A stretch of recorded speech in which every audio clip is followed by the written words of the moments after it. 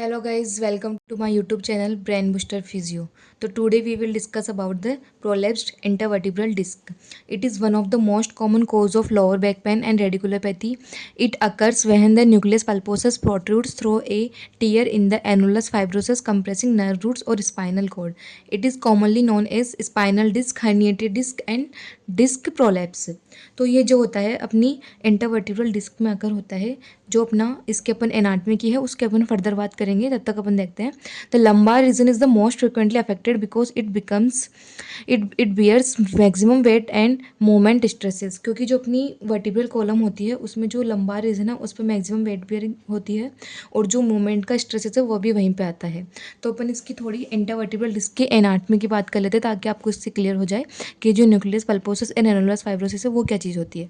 तो ये अपनी जो दो वर्टिब्रा होती है, एडजेसेंस वर्टिब्रा होती है, ये अपने कनेक्ट रहती है इंटरवर्टिब्रल डिस्क के थ्रू।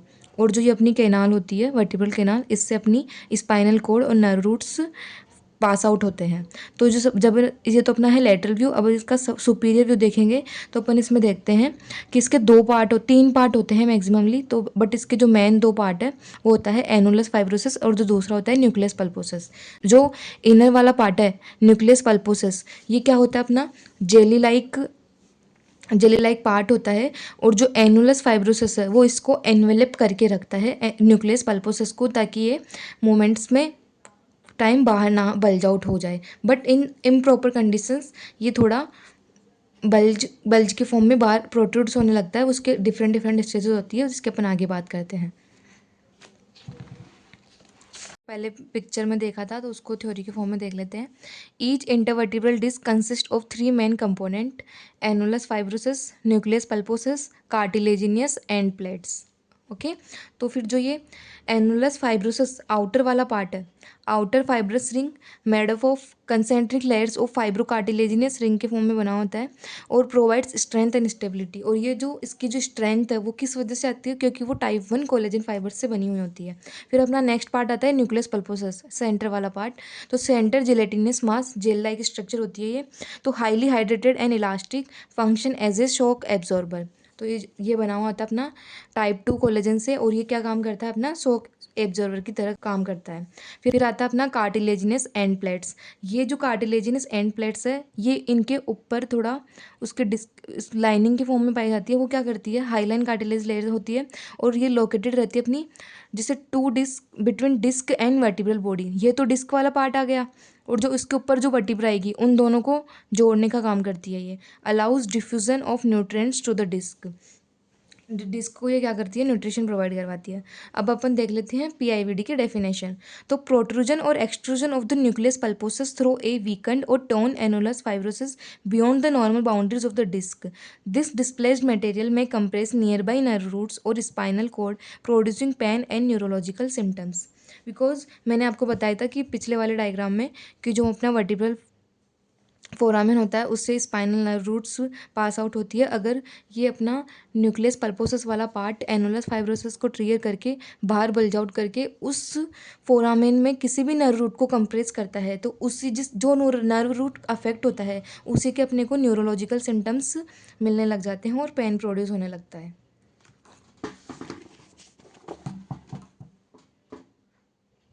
तो आगे अपन बात करते हैं इसके क्या क्या कोजेस, क्या क्या इटियोलॉजी हो सकती है। मैकेनिकल फैक्टर हो सकता है, डिजेनरेटिव चेंजेस हो सकते हैं और ऑक्यूपेशनल और लाइफ स्टाइल और अदर फैक्टर्स होते हैं। तो अपन डिस्कस करते हैं वन बाय वन। तो फर्स्ट आता है अपना mechanical factors. Repeated bending, repeated forward या बैकवर्ड बेंडिंग की वजह से हो सकता है। ट्विस्टिंग मूवमेंट्स की वजह से हो सकता है। हैवी वेट लिफ्टिंग, अपन सडनली कोई हैवी वेट को लिफ्ट कर लेते हैं तो भी अपनी इसके बीच में जो अपनी इंटरवर्टिब्रल डिस्क होती है उसमें बल्ज आउट होने के चांसेस रहते हैं, या फिर कोई ट्रॉमा या फिर फॉल की वजह से भी ये हो सकता है। फिर आता है अपना next degenerative changes, ageing degeneration of the disc. तो डिस्क का क्या है? एज के साथ अगर डिजनरेशन होना स्टार्ट हो जाए तो भी ये कंडीशन हो सकती है। या फिर लॉस ऑफ डिस्क हाइड्रेशन, क्योंकि अपना जो न्यूक्लियस पल्पोसस वाला पार्ट है वो मैक्सिमम किससे बना हुआ होता है? वाटर से। तो अगर उसका डिहाइड्रेशन होने लग जाता है तो उसकी वजह से हो जाता है। फिर आता है अपना ऑक्यूपेशनल कॉजेज, लॉन्ग सिटिंग की वजह से क्या होगा, उस डिस्क के ऊपर कंप्रेशन बढ़ता जाएगा, जिससे क्या होगा जो अपना सेंटर वाला पार्ट है वो बल्ज आउट होने लग जाएगा धीरे धीरे बाहर की साइड। मैनुअल लेबर जॉब्स या फिर किसी की जॉब लेबर मतलब ऐसे कोई ऑक्यूपेशन है जिसमें बहुत ज़्यादा लेबरिंग की या फिर मैनुअली कुछ ज़्यादा ज़रूरत होती है, उसमें हो सकता है। फिर आता है अपना life style factors, obesity, smoking और पुअर पोस्चर। ओबेसिटी की वजह से स्पाइनल के ऊपर लॉर्डोसिस की वाली कंडीशन वगैरह उससे जो लंबार वर्टिब्रा है उन पे कंप्रेशन वगैरह बढ़ेंगे और तो उसमें इसके चांसेस हो जाएंगे। स्मोकिंग की वजह से भी अपनी बॉडी में काफ़ी डिफरेंट डिफरेंट टाइप के चेंजेस आते हैं, उसकी वजह से पीआईवीडी हो सकता है। या फिर कोई पुअर पोस्चर, या फिर जैसे पुअर पोस्चर की वजह से जैसे अगर कोई झुक के बैठता है तो उसमें क्या होगा, उसकी बैक पे प्रेशर ज़्यादा पड़ेगा, उससे भी इसके चांसेस हो जाएंगे। अदर फैक्टर, जेनेटिक प्रीडिस्पोजिशन, या फिर उसके फैमिली में किसी को है तो कोई जेनेटिक्स की वजह से भी हो सकता है। या फिर वीक कोर मसल्स, जैसे मसल्स ही उसकी वीक है तो उसको जो बोनी वाला पार्ट है उसको कौन सपोर्ट करेगा, तो वो भी वीक होने लगेंगे और उसका जो ऐसा पोस्चर डेवलप कर लेंगे वो, जिसकी वजह से मसल वीकनेस की वजह से वो ऐसा पोस्चर डेवलप कर लेते हैं जिससे उनके ऊपर कंप्रेशन पड़ता है और पीआईवीडी होने के चांसेस हो जाएंगे। तो अपन अब डिस्कस करते हैं स्टेजेस ऑफ डिस्क प्रोलेप्स। तो पहले तो मैं आप लोग को जैसे नॉर्मल डिस्क के बता देती हूँ। ये सेंटर वाला पार्ट अपन ने डिस्कस कर ही लिया था, न्यूक्लियस पल्पोसस होता है, और आउटर पार्ट होता है एनुलस फाइब्रोसिस, और जो इसके ऊपर रिंग होती है एंड प्लेट्स वो अपने कनेक्ट करती है वर्टिब्रल बॉडी और इंटरवर्टिब्रल डिस्क वाले पार्ट्स को, और न्यूट्रिशन प्रोवाइड करती है अपने डिस्क को। ठीक है, ये तो अपनी हो गई नॉर्मल डिस्क। तो इसकी बेसिकली पीआईवीडी की 4 स्टेजेस होती है। फर्स्ट होता है अपना डीजनरेशन,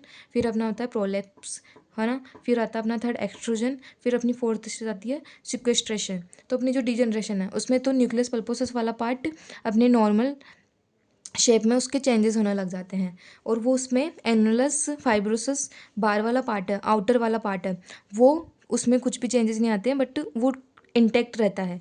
फिर आता है अपना prolapse, bulging of nucleus pulposus उसकी एंड रेंज तक आ जाता है एनुलस फाइब्रोसिस की, बट जो न्यूक्लियस पल्पोसिस वाला पार्ट है वो इसको कम्प्लीटली टीयर नहीं कर पाता, वो एनुलस फाइब्रोसिस वाला पार्ट इंटैक्ट रहता है। फिर आता है अपना third stage extrusion, annulus fibrosis breaks and nucleus pulposus comes out. इसमें क्या होता है, अपनी यहाँ पे तो इंटैक्ट थी एनुलस फाइब्रोसिस, अब इसमें क्या हुआ, एनुलस फाइब्रोसिस टीयर हो गए और न्यूक्लियस पल्पोसस बाहर की साइड आ गया है। फिर आती है अपनी fourth stage sequestrations, extruded nucleus pulposus breaks away. इसमें क्या हुआ, जो न्यूक्लियस पल्पोसस बाहर आया था उसके जो छोटे छोटे सेगमेंट्स है वो बाहर अपने फ्रीली स्वे करने लग जाते हैं उसमें वर्टिब्रल फोराम में या फिर किसी भी अदर पार्ट्स में। ठीक है, ये तो हो गए अपनी स्टेजेस।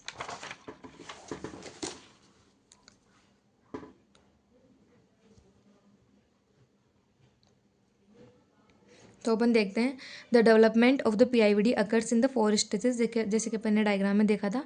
फर्स्ट आती है अपनी disc degeneration, loss of water content हो गया, तो क्योंकि ये अपनी डिहाइड्रेशन की वजह से भी हो सकती है, एज के साथ साथ उसमें बॉडी में वाटर की कमी हो जाती है तो उससे हो जाता है।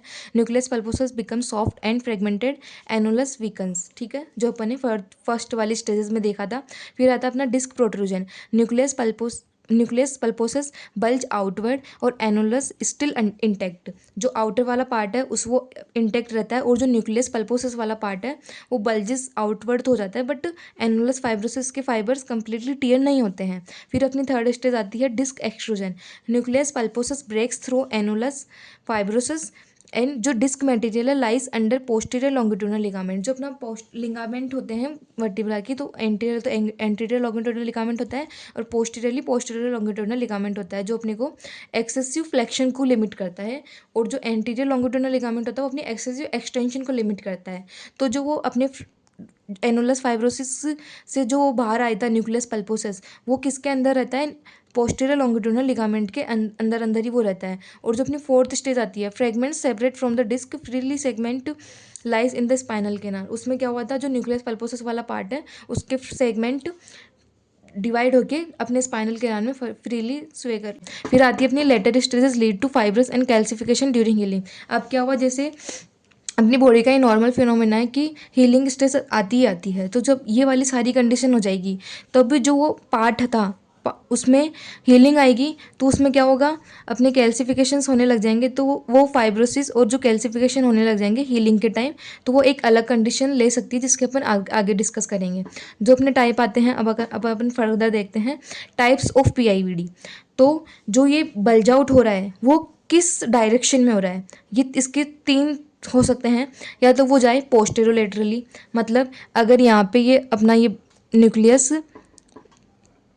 सपोज करो ये अपनी वर्टिब्रल, ये इंटरवर्टिब्रल डिस्क है, अगर इसमें ये तो बीच वाला तो हो गया सेंट्रल, ये हो गया लेटरल, अब इन दोनों के बीच में ये वाली चीज़ आएगी, ये वाला हो गया अपना पोस्टेरोलेटरल। तो 3 आ गई है, फर्स्ट वाला सेंट्रल, फिर ये पोस्टेरोलेटरल और एक ही कंप्लीटली लेटरल। तो ये पोस्टेरो सेंट्रल हर्निएशन, अगर हर्निएटेड जो बल्ज आउट होके जा रहा है वो पोस्टेरोलेटरल जा रहा है, ये होता है मोस्ट कॉमन टाइप होता है, क्योंकि जो अपने पीछे की साइड तो अपने longitudinal ligament, posterior longitudinal ligament limits कर लेते हैं, और जो इधर साइड में है उधर भी अपने लिगामेंट्स और काफ़ी स्ट्रक्चर होती है जैसे ट्रांसवर्स प्रोसेसेस वगैरह, बट जो इनका साइड वाला पार्ट है इसमें ही अपने कोई इतना ज़्यादा सपोर्ट नहीं रहता, तो इसमें इसके अक्रेंस के चांसेस ज़्यादा रहते हैं पोस्टेरोलेटरल के साइड।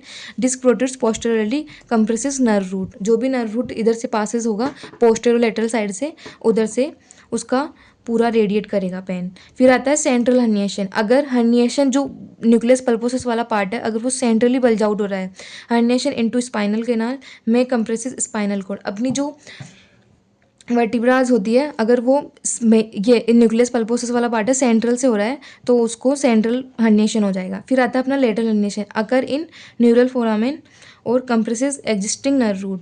अभी मैं आपको आगे बताती हूँ इसका मतलब मैं क्या बता रही हूँ एग्जिस्टिंग नर्व रूट का, ठीक है। अगर लेटरली हो रहा है तो वो लेटरल हर्निएशन हो जाएगा। तो अपन अब इसको डायग्राम के थ्रू समझते हैं, जिसको मैंने अभी आपको थ्योरी में बताया था। सपोज करो ये अपना इंटरवर्टिब्रल डिस्क है और ये उसका पीछे वाला पार्ट है जिसमें से ये ट्रांसफर प्रोसेस और ये फोरामेन वगैरह सब पास आउट हो रहे हैं। तो मान लो अगर जो अपना ये न्यूक्लियस पल्पोसस वाला पार्ट है अगर वो सेंट्रली बल्ज आउट हो जाए तो यहाँ पे से जो स्पाइनल नर्व पास आउट हो रही थी वो उसको कंप्रेस करेगा।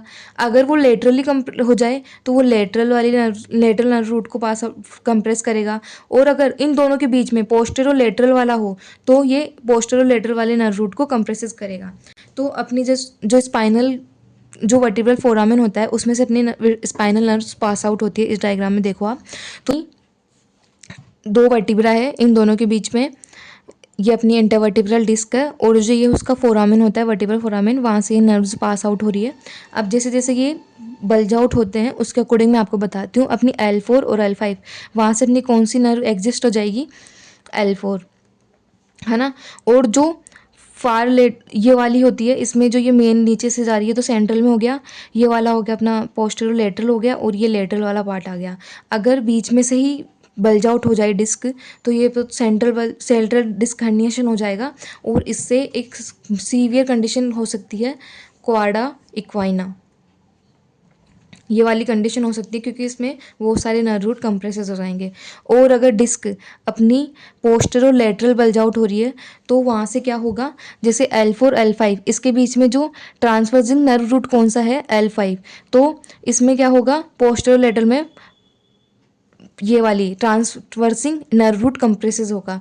और अगर अपन लेटरल डिस्क हर्निएशन की बात करें तो उसमें क्या होगा, जो नर्व रूट एग्जिस्ट कर रहा है वहाँ पे, जैसे L4 L5 के बीच में कौन सी नर्व रूट एग्जिस्ट कर रही है वहाँ से, L4, तो लेटरल वाले पार्ट में एग्जिस्टिंग नर्व रूट कंप्रेस होगा और पोस्टेरो लेटरल वाले पार्ट में ट्रांसवर्सिंग नर्व रूट कंप्रेस होगा। और अगर डिस्क बल्ज सेंट्रली हो जाए तो वहाँ पे तो पूरा नर्व रूट का कंप्रेशन हो जाएगा, तो वहाँ पे अपने क्वाडा इक्वाइना सिंड्रोम के चांसेस हो जाते हैं। तो अपन इसके अब देखते हैं क्लिनिकल फीचर्स, इसमें क्या क्या सिम्टम्स पेशेंट अपने पास लेके आएगा।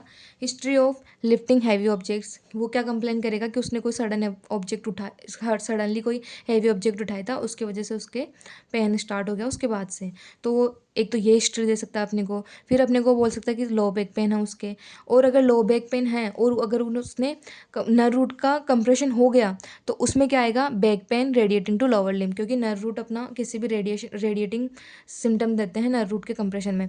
और इसका क्या होगा, increase with flexion, sneezing, coughing, sitting और प्रोलॉन्ग ड्यूरेशन, इसकी वजह से ये ऐसे सिम्टम्स देगा अगर डिस्क बल्ज उसका पोस्टरली हुआ है तो। फिर उसके सेंसरी सिम्टम्स, क्योंकि अगर नर्व का इन्फ्लुएंस रहेगा तो नमनेस, टिंगलिंग और पेरिस्थेसिया के सिम्टम्स भी आएंगे। Motor loss, motor weakness, foot drop in the severe cases हो सकता है। रिफ्लेक्सेस चेंजेस, क्योंकि नर्व रूट का इन्वॉल्वमेंट आ गया तो रिफ्लेक्सेस भी अपने इफेक्ट होंगे नी के और एंकल के। फिर मोटर लिमिटेशंस भी होगी, difficulty in bending, stiffness of the spine, है ना। और जिसका मेन कैरेक्टरिस्टिक साइन क्या आएगा, जो अगर नर्व रूट कंप्रेस हो गया तो लेग पेन सीवियर होगा बैक पेन से, due to nerve root compression. ठीक है।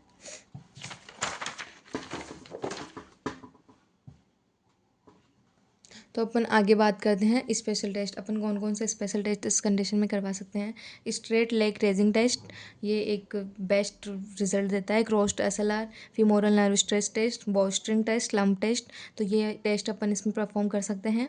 फिर इसका इन्वेस्टिगेशन अपन कैसे करते हैं, एक्सरे के थ्रू कर सकते हैं। ये क्या शो करेगा अपने को, डिस्क स्पेस नैरोइंग हो जाएगा और ओस्टियोफाइट सीलिंग स्टेजेस में अपने को ओस्टियोफाइट्स दिखेंगे। फिर आता है अपने एमआरआई में क्या दिखेगा, shows disc prolapse, nerve root compression, कौन सी नर्व रूट कंप्रेस हुआ है वो भी अपने को उसमें इजीली दिख जाएगा। स्टैंडर्ड है, ये गोल्ड स्टैंडर्ड मेथड है। फिर अपन अगर सीटी स्कैन, अगर एमआरआई नहीं अवेलेबल है वहाँ पे, तो अपन सीटी स्कैन करवा सकते हैं। Myelography, detect nerve root compression का, कहाँ कौन सा नर्व रूट कंप्रेस हुआ है, इसके थ्रू अपन पता लगा सकते हैं माइलोग्राफी के थ्रू। तो इसके क्या क्या कॉम्प्लिकेशन हो सकते हैं, अगर स्टार्टिंग में अपन इसका पता नहीं लगा पाए तो इसका पेन और ज़्यादा बढ़ सकता है, तो क्रॉनिक लो बैक पेन हो सकता है। और अगर स्टार्टिंग वाले स्टेजेस में नहीं पता चला और रिपीटेटेड वही मिस्टेक्स करेगा अपन, तो नर्व रूट का इन्वॉल्वमेंट आएगा, तो मैक्सिमम इसमें शियाटिका ही होता है।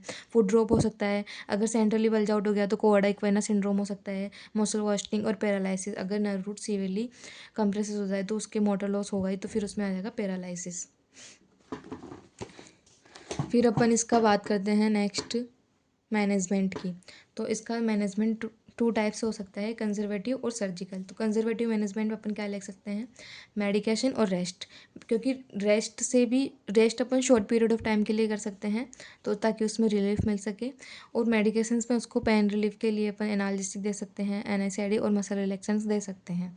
फिर आता है अपना मोस्ट रिजल्ट जो इसमें शो करेगा ना, वो फिजियोथेरेपी मैनेजमेंट शो करेगा, क्योंकि फिजियोथेरेपी के थ्रू ही अपन इसको ठीक कर सकते हैं और प्रिवेंट कर सकते हैं फर्दर रिकरेंसेस को। ठीक है, तो अपन इसको स्टेज वाइज डिस्कस करते हैं, फेजेस वाइज। इट फिजियोथेरेपी क्या वर्क करेगा अपना, रिड्यूस पेन करेगा, relieve nerve compression, improve spinal mobility and prevent recurrence. वही जो मैंने आपको बताया, तो इसके 3 स्टेज में अपन इस 3 फेजेस में इसको डिवाइड करेंगे, एक्यूट फेज, सब एक्यूट फेज एंड क्रॉनिक या रिहेबिलिटेशन फेज। जो एक्यूट फेज होगी उसमें अपना गोल क्या कब तक रहेगी, वो 1 to 2 वीक्स मान लो। उसमें अपना क्या काम रहेगा, पेन को रिड्यूस करना और इन्फ्लामेशन को कम करना। रिड्यूस नर्व रूट कंप्रेशन, अगर नर्व रूट का इन्वॉल्वमेंट होगा तो उस कंप्रेशन को कम करना, और मेंटेन प्रॉपर स्पाइनल अलाइनमेंट। ठीक है, अपन ये वाला करेंगे स्टार्टिंग में, अपने गोल ये रहेंगे स्टार्टिंग में। फिर अपन इसका ट्रीटमेंट डिसाइड करेंगे। रेस्ट, थोड़ा short of period of time के लिए अपन रेस्ट करवाएंगे और पोजिशनिंग करवाएंगे, क्रुक लाइक पोजिशन, क्योंकि क्रुक लाइक पोजिशन में क्या होगा, जो अपनी लंबार वर्टिब्रा है उस पर प्रेशर कम पड़ेगा, तो ये पोजिशन बेस्ट रहती है। Side lying with pillow between knees, तो इससे भी क्या होगा, अपना जो स्पाइनल की अलाइनमेंट है वो एकदम सही रहेगी। और प्रोन लाइन से क्या होगा, उसकी जो वर्टिब्रा है उस पर कंप्रेशन कम पड़ेगा, सुपाइन में डायरेक्ट प्रेशर पड़ता है, तो प्रोन लाइन बेस्ट रहेगी पोजीशन। और अपन इलेक्ट्रोथेरेपी में क्या कर सकते हैं, टेंस दे सकते हैं। रेडिकुलोपैथी के लिए टेंस बेस्ट रहता है। अगर लोकलाइज्ड है पेन पीछे स्टार्टिंग की स्टेजेस है तो उसमें IFT बेस्ट रहेगी। और इन्फ्लामेशन और स्वेलिंग को दूर करने के लिए अल्ट्रासाउंड थेरेपी भी बेस्ट रिजल्ट शो करती है। और क्रायोथेरेपी भी बेस्ट रिजल्ट शो करेगी फॉर द स्वेलिंग। और ये अपने को कब तक देनी है, 10 से 15 मिनट के लिए देनी है। और ट्रैक्शन, क्योंकि जो नर्व रूट कंप्रेस हो गया उसको कम करने में अपना ट्रैक्शन बेस्ट रिजल्ट शो करेगा। और मैकेंजी एक्सटेंशन एक्सरसाइजेज, अगर उसको फ्लैक्शन में पेन आ रहा है तो उसके अपन मैकेंजी एक्सटेंशन एक्सरसाइजेज करवाएंगे, जैसे prone lying, prone on elbows और प्रोन प्रेस अप्स। ये एक्सरसाइजेज परफॉर्म करके, यहाँ पे सिर्फ अपन एक्सरसाइज का नाम देखते हैं, मैं बाद में आपको परफॉर्म करके दिखाऊंगी। जेंटल आरओएम एक्सरसाइज करवा सकते हैं, लंबार मोबिलिटी एक्सरसाइजेज और पेल्विक टिल्ट करवा सकते हैं। फिर मान लो ये वाली अपना उसका पेन रिड्यूस हो गया, इन्फ्लामेशन कम हो गया, तो उसके बाद अपन नेक्स्ट स्टेज पे आते हैं, सब एक्यूट फेज। ये अपना चलेगा 2 to 6 वक्त के लिए। इसमें क्या होगा, अपन को इसकी मोबिलिटी को इंक्रीज़ करना है और स्ट्रेंथ करना है अपनी स्पाइनल मसल्स को, क्योंकि जो मसल्स है वो वीक हो जाती है due to enable to activity. तो जिसमें अपन ट्रीटमेंट प्रोटोकॉल डिसाइड करेंगे वो होगा अपनी स्ट्रेचिंग करवाएंगे अपन, हैमस्ट्रिंग के करवाएंगे, पिरिफॉर्मिस के करवाएंगे, लोअर लिम्ब की सारी मसल्स के अपन स्ट्रेचिंग करवा सकते हैं इसमें। फिर जो वीक मसल्स है कोर की उनको स्टेबलाइजेशन करवाएंगे ताकि वो भी सपोर्ट दे, अच्छी स्ट्रेंथ में आए। एब्डोमिनल ड्राइंग इन, पेल्विक टिल्ट और ब्रिजिंग एक्सरसाइजेस करवा सकते हैं। और न्यूरल मोबिलाइजेशन, क्योंकि अगर नर्व का इन्वॉल्वमेंट आ गया तो न्यूरल मोबिलाइजेशन करवाएंगे, उससे भी अच्छे रिजल्ट्स मिलेंगे अपने को। फिर आती है अपनी क्रॉनिक रिहेबिलिटेशन फेज। इसमें अपना क्या होगा, आफ्टर 6 वीक्स ऑनवर्ड्स ये ट्रीटमेंट प्रोटोकॉल चलेगा और इसमें अपना गोल क्या रहेगा, restore full functions, prevent recurrence. अपन जो कंडीशन है उसमें फुल मूवमेंट्स लाएंगे और उसकी जो फर्दर रीअकरेंस की है उसको प्रिवेंट करेंगे। अब अपन बात करते हैं इसमें क्या क्या ट्रीटमेंट डिसाइड करेंगे अपन। स्ट्रेंथनिंग लाएंगे, स्ट्रेंथनिंग एक्सरसाइज करवाएंगे, जैसे प्लैंक एक्सरसाइज हो गई, बर्ड डॉग एक्सरसाइज हो गई, बैक एक्सटेंशन एक्सरसाइजेज हो गई। पोस्टरल ट्रेनिंग करवाएंगे, करेक्ट सिटिंग पोस्चर ताकि उस पर वर्टिब्रास पे कंप्रेशन कम पड़े, वेट बियरिंग मतलब सही से हो, proper lifting techniques, heavy lifting कैसे करनी है, कैसे स्पाइन को अपने को बचाना है फर्दर रिकरेंस से। फिर अर्गोनॉमिक एडवाइस, कैसे कैसे उसको प्रोलॉन्ग्ड स्टैंडिंग को अवॉइड करना है। यूज़ लंबार सपोर्ट करेंगे तो लंबार पे अपने कम वो जो वेट बियर है वो कम होगा। फिर आता है अपना functional training, walking, daily activities training, ये सारी एडवाइसेस देंगे। फिर अपना आएगा most important patient education, maintain healthy weight, क्योंकि ओबेसिटी की वजह से भी पीआईवीडी होने के चांसेस होते हैं। रेगुलर एक्सरसाइज करेंगे तो भी नहीं होगा, वो ठीक रहेगा patient. Avoid sudden bending, regular exercise करने से भी पेशेंट ठीक रहेगा। अवॉइड सडन बेंडिंग, यानी कि अपन सडनली ऐसे झटका लगेगा तो उस पर अपने स्पाइनल के वापस चांसेस रहते हैं।